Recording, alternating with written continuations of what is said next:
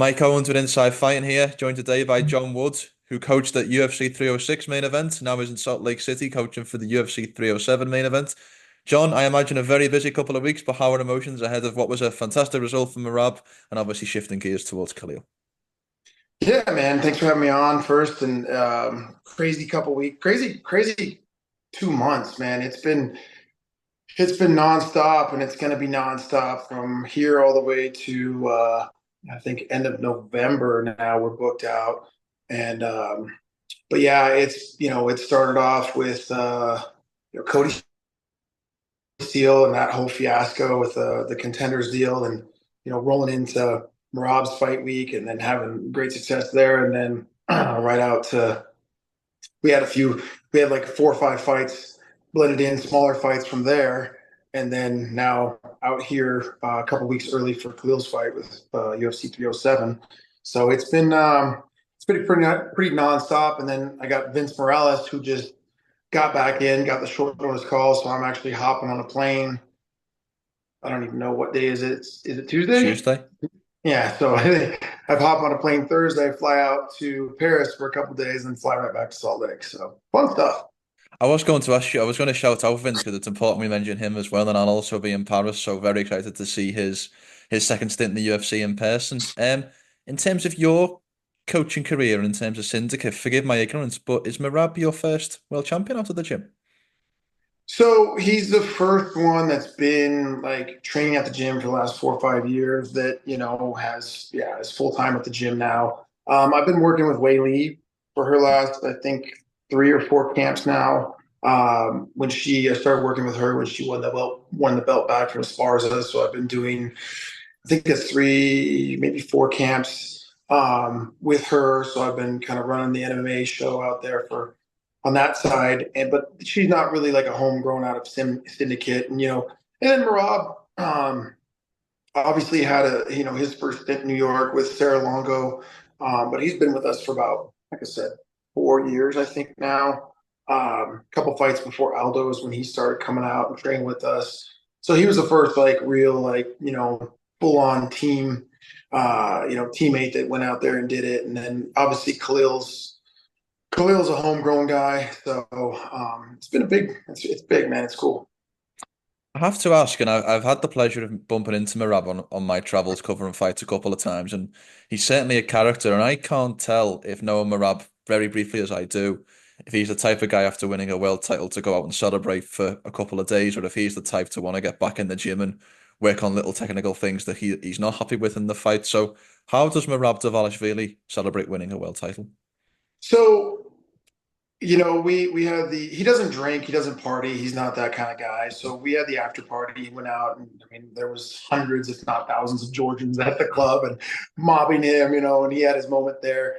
But pretty much, this is such a special thing for him and his country and his fellow countrymen. I mean, it's huge. If you've seen the videos, in Georgia, they're all outside the stadium watching on the big screen and going crazy. So he's actually, he took a few days kind of making the rounds.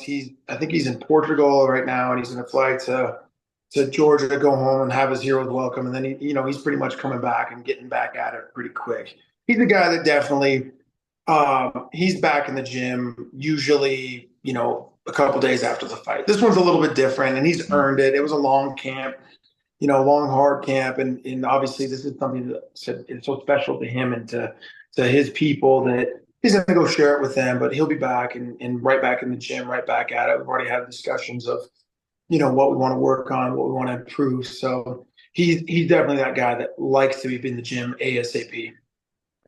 We'll be back to the video in just a second, but first, I got to remind you the NFL season is in full swing, and Inside Fighting has partnered up with DraftKings, an official partner of the NFL, to bring you an amazing offer. And right now, if you go download the DraftKings Sportsbook app, new customers who bet $5 will receive $200 in bonus bets just by using promo code Inside Fighting.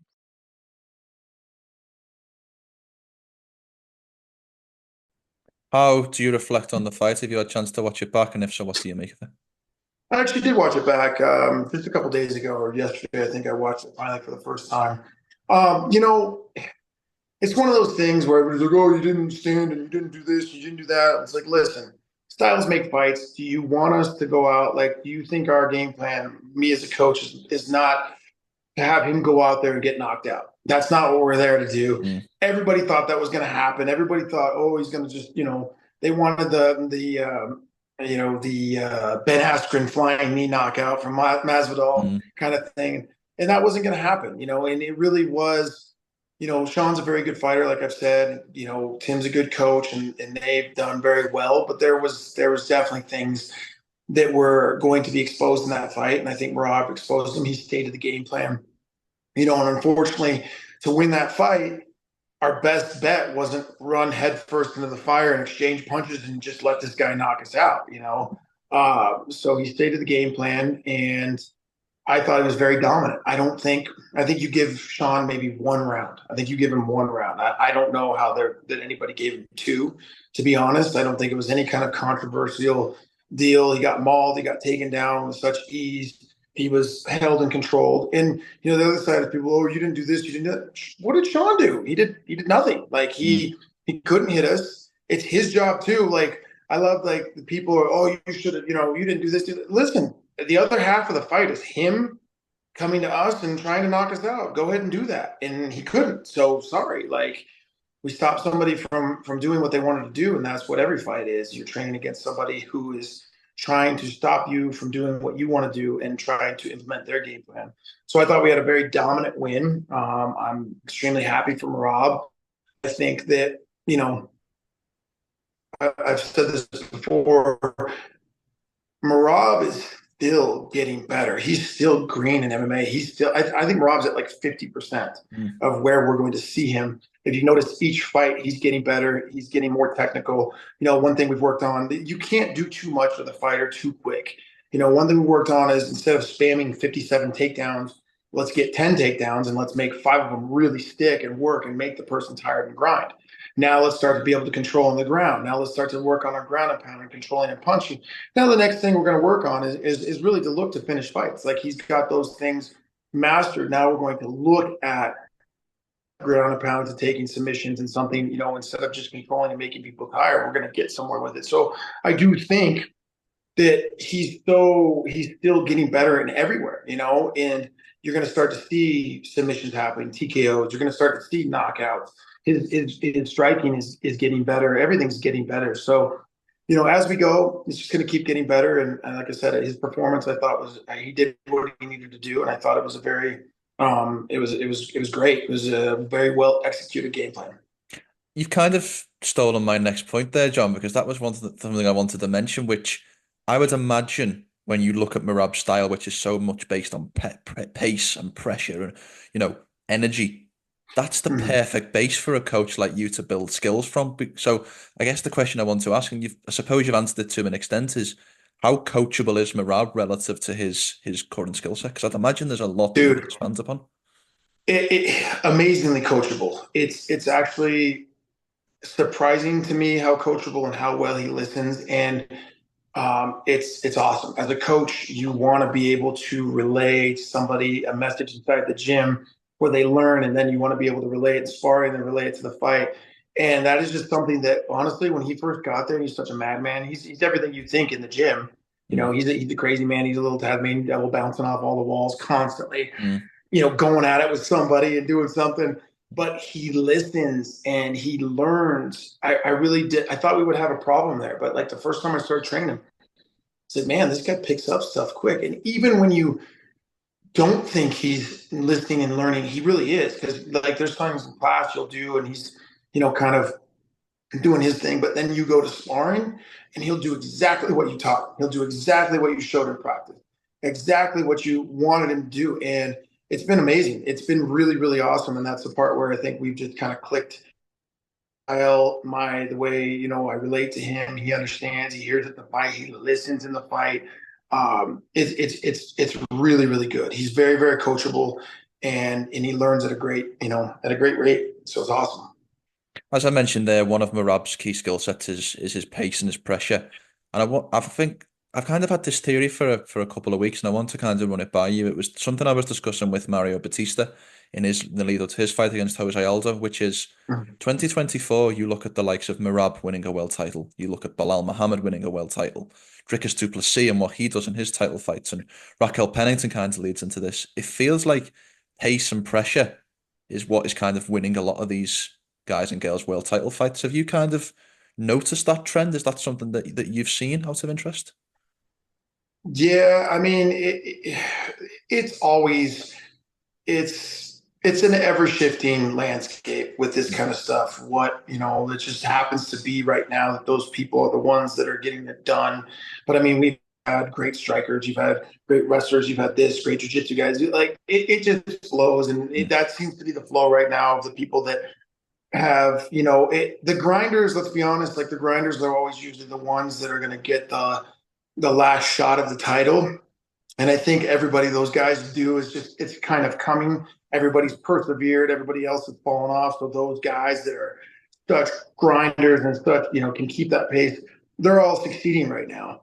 And, they're kind of the last man standing. They've all worked like Bilal and Rob and beat every single person in front of them. And, even Bilal, I think he looked so much better his last fight. Like he's touring it up. And I think, it's not the fact that it's not that guys don't want to finish fights. It's hard to finish fights. You're fighting the whole, I don't leave it to the judges. Like, I understand that, but like, that's somebody who's never been in a professional fight before, because it's not like you're not out there trying to finish. You're fighting another well-skilled human who wants to kill you, who's trying to stop you at everything you do.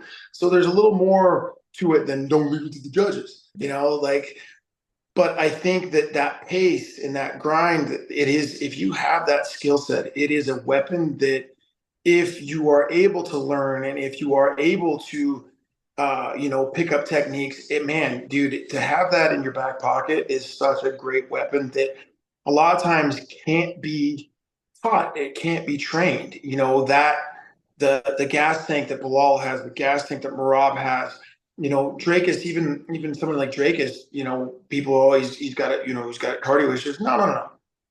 He looks tired, but that dude keeps going. Like he's still bombing on you in the fifth round. Like there's a difference between looking tired and there's a difference between still being able to go, looking tired and gassing out. Those are two different things. Like there's guys that get tired or look tired and lose their technique, but they'll still go deep into the fifth round, and that's something that,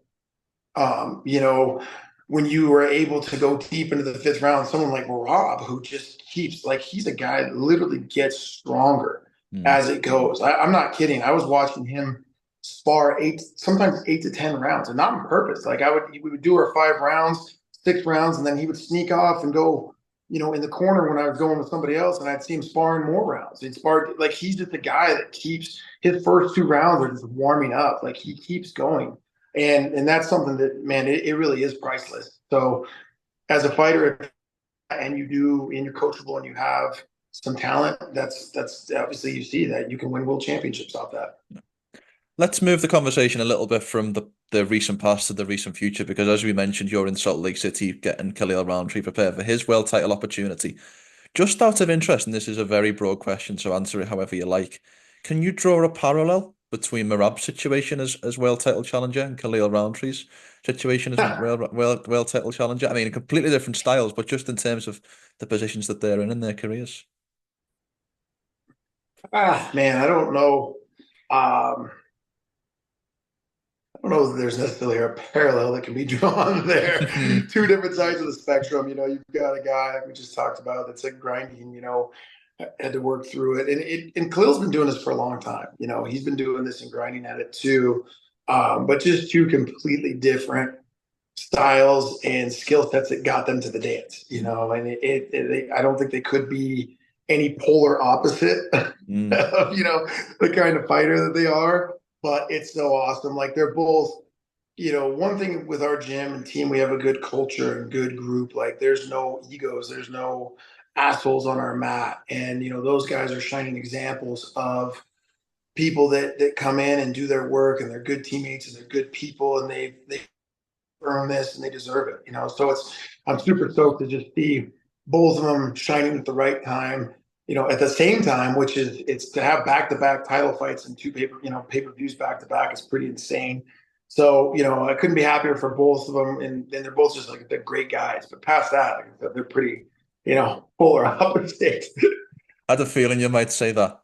Yeah. In terms of Khalil's position, look, we know from the odds and we know from the position of both fighters that this is an underdog position that he certainly Mhm. occupies. I'm sure that you don't see that, but I'm sure that you're also aware of that. Is there a freedom to going into a fight like this as an underdog where people are counting you out? 100%. I mean, I always feel like when you're supposed to lose and people are just saying, "Hey, you're gonna get knocked out, you're gonna get this, you're da, da, da, da." For me, I love it because it's like, okay, well, if we do, then you do, and that's what everybody thought was supposed to happen. So what? But then, if you don't, which there's a big you don't here, there's a big X factor that people aren't looking at, then it makes it even that much sweeter. So I don't have a problem with my guys being in the underdog position. In fact, I think it's, like I said, I think it's a better position because I think, when you're always supposed to win, when you're always, I mean, look at Sean, for example. That fight was built. I mean, there was no promotion really put on Merab, and he was built to. He was going to be Conor McGregor after that, and then look what happens. And so that's got to be a devastating blow. That's a lot of pressure, and maybe that affected him, maybe it didn't. But when you don't have that pressure to keep performing, a lot easier than it is when you're the guy that everybody's coming for. You and I know just as well what will happen if Khalil wins this world title next Saturday. It will be Khalil is the next coming of Jesus, and Alex Pereira wasn't that good after all. We know how fickle 100%. how fickle MMA fans can be. So I guess my Yeah. question to you is as Alex Pereira stands right now as this seemingly unstoppable force in the mind of MMA fans, how perfect or imperfect is his striking game, and what do you see as potential holes to exploit without, of course, giving away too much in terms of your game plan? Sure. Just like using O'Malley again was this unstoppable striker and this and that. There's always there's layers to the onion that you have to peel back for the game plan. And the higher we go up in the rankings and fighting the best guys in the world, it's not just like, oh, look at that sucked. We can capitalize on that. There is layers to how we get to where that opening is. And just like Ferreira, there's layers. And there's a lot of people that go, oh, what he does is ugly, and his striking isn't this and it's that.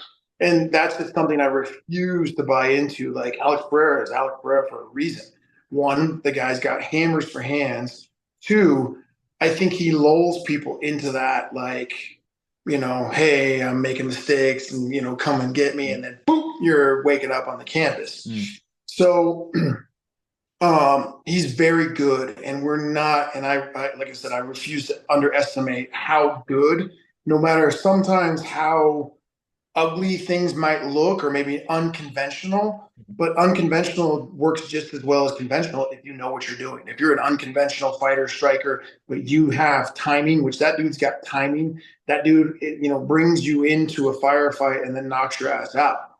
So, there's a lot of things there you have to worry about and have to be cognizant of, or you're going to get caught up and you're going to wake up looking at the lights. So with that, that's my job to make sure that we don't fall into any of those traps of, oh, you're going to see this and his hands are down and he's leading with his face and he's doing this and he wants to get you. No, there's reasons he's doing that. There's reasons why he is the boogeyman right now. So are there openings? Yeah, there's a lot of things that we can capitalize on. And that's what we're planning to do, but we're not going to go in and be like, ooh, we're better striker, we're this, we're that, we're faster, we're this, we're that. We're not going to sleep on the guy at all. When do you think he shoots for the takedown? Listen, that got kind of taken out of context. I don't think anybody's shooting in this fight. I really don't. But I said, if somebody does, there's a track record, there's proof. Alex has shot in fights before. He has attempted takedowns. I don't know that Khalil has ever done that. I can't think of anything Never in my has. mind, that he's ever shot a takedown. It's not that he can't. We train MMA. He trains MMA every day. We train for fighting. We train to defend takedowns. We train to shoot takedowns. He shoots takedowns in sparring. He does this stuff all the time. Is that his bread and butter? Is he a collegiate wrestler, a D1 guy who's, oh, this is what I got? No. But do we make sure that those bases are covered if we need to? Absolutely. And one thing that I always make my fighters go is like, listen, you need to know how to do something to be able to how to defend it. So if you don't know how to shoot a takedown, how are you going to know that someone's shooting a takedown on you or setting you up? If you don't know how to do this, if you don't know how to do an armbar, how do you know how to defend it? Like, that's not the way it works. Like, you need to know what's coming and know how to defend it. So it's across the board. Everybody has to do MMA.